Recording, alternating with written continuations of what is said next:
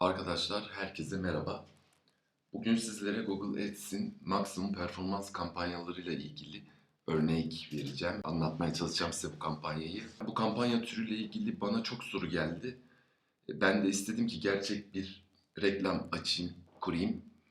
Bir süre izleyeyim, sonra sonuçlarını sizlerle paylaşayım istedim. Aslında dün kurdum bu reklamı. Onun için sonuçlarını bir hafta 10 gün sonra sizlerle paylaşacağım.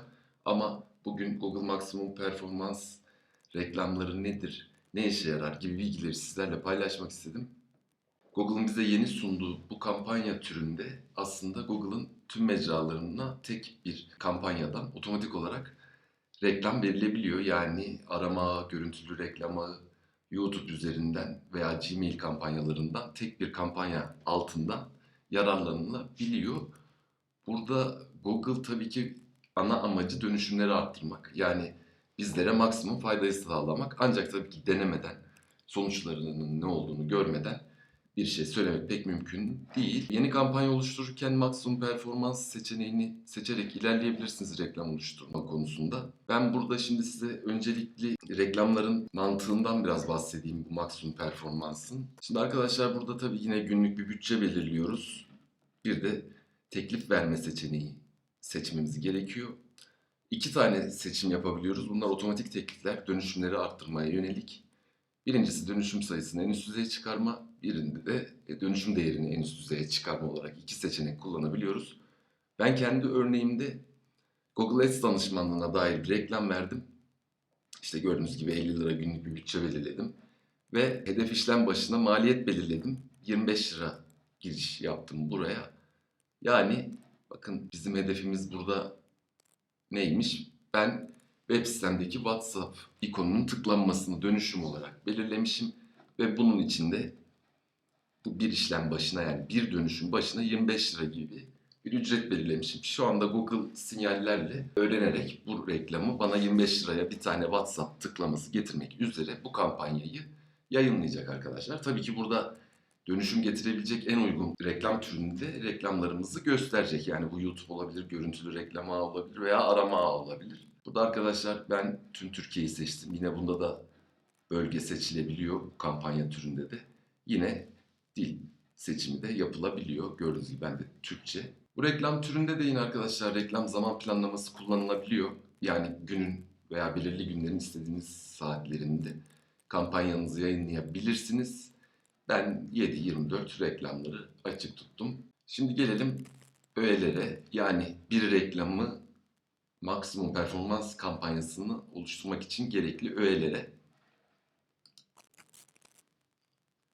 Orada tabii hatırlatayım, bu kampanya türünde de dönüşümlerin doğru kurulması çok önemli arkadaşlar. Çünkü o dönüşümlere göre bir strateji geliştirecek. Yani sizin gerçekten işinize yarayan olaylara dönüşüm kurun. Mesela benim WhatsApp'a kurmam gibi. Çünkü WhatsApp üzerinden benden bilgi almak isteyen kişiler aslında benim için potansiyel bir müşteri olabilirler. Onun için ben WhatsApp dönüşümlerini burada kullandım. Şimdi arkadaşlar burada nihai URL girişi yapıyoruz öncelikle reklamımızı oluştururken. Bu benim vermek istediğim hizmete ait URL ama URL genişletilmesi açık durumda. Bu daha iyi performans için Google'ın önerdiği bir şey. Yani başka açılı sayfalarını da kullanabilir bu stratejide.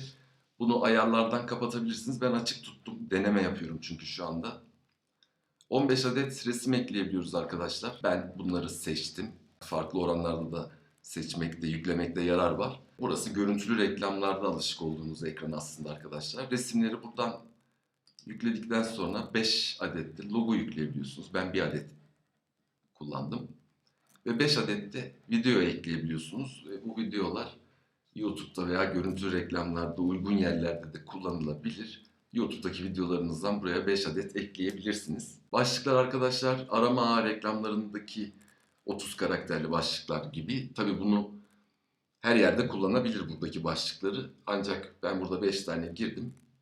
Tabi burada da yine arkadaşlar normal reklam oluştururken dikkat ettiğimiz gibi reklam gücünü mükemmel yapmak oldukça önemli. Çünkü ne kadar çok başlık, resim veya işte video eklerseniz reklamlarınızın daha verimli olmasını sağlayabilirsiniz. 5 adet başlıktan sonra 5 adet uzun başlık ekleyebiliyorsunuz ve açıklamaları ekleyerek bir açıklama ve 4 ek açıklama olarak 5 tane ekleyebiliyorsunuz arkadaşlar. Harekete geçirici mesajı belirleyebiliyorsunuz. İşletmenizin adını giriyorsunuz ve bir görünür URL yine girebiliyorsunuz. Tekrar belirteyim, reklam gücünü en azından iyi hale getirin. Tabii ben burada mükemmel hale getirdim Google'ın simülasyonuna göre. Tabii burada arkadaşlar denemek lazım. Yani ben şu an bunun ne sonuç getireceğini gerçekten bilmiyorum. İzlemek de istedim ne olup ne biteceğini. Şimdi önümüzdeki yani bir hafta 10 gün sonra ben bu reklamın sonuçlarıyla ilgili sizlerle paylaşım yapacağım. Şu an ikinci günü reklamın henüz bir hareket yok. Yani tıklama var fakat dönüşüm getirmedi. Ancak pes etmeden izlemek lazım. Çünkü bu reklamın gerçekten gücünü görmek için sadece belki bu denemede değil, başka müşterilerimde de birkaç deneme yaptım. Onların da sonuçlarını sizlerle paylaşacağım. Ancak tabii ki burada kendime ait açtığım gerçek bir amacı olan reklamdan, doğru kurulmuş bir reklamdan bakalım ne dönüşler göreceğiz. Bunları sizlerle paylaşacağım arkadaşlar. Tekrar belirteyim, burada dönüşümleri doğru kurmanız çok önemli. Google çünkü belirli sinyallerle o dönüşümleri için size harcama yapacak. Onun için gerçekten size fayda sağlayan, size potansiyel olan olaylara dönüşüm kurmanız oldukça önemli. Ben bu reklamda biraz evvel de gösterdiğim gibi dönüşümleri arttırmaya yönelik hedef EBM'ye girerek ona da 25 lira tanımladım. Bu arada bu 25 lirayı nereden tanımladım?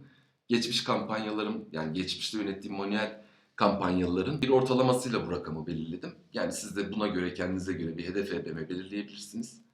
Bunu tabii dönüşüm değerini arttırmayla hedef ROAS'la da kullanabilirsiniz. Ben hedef EBM ile deniyorum şu anda. Biz genelde işimiz gereği tüm reklamları ayrı ayrı kurup izleriz. Bugüne kadar hep öyle yapıyoruz. Yani görüntülü ayrı, video ayrı, arama ayrı.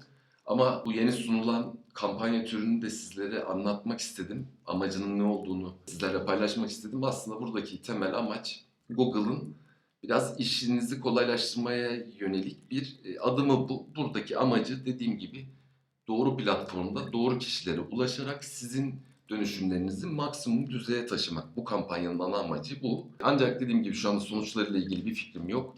Kendime kurduğum bir reklam. Bir hafta 10 gün izleyeceğim. Sonuçları da sizlerle tekrar paylaşacağım. Kanalıma abone olmayı unutmayın arkadaşlar. Herkese başarılar diliyorum.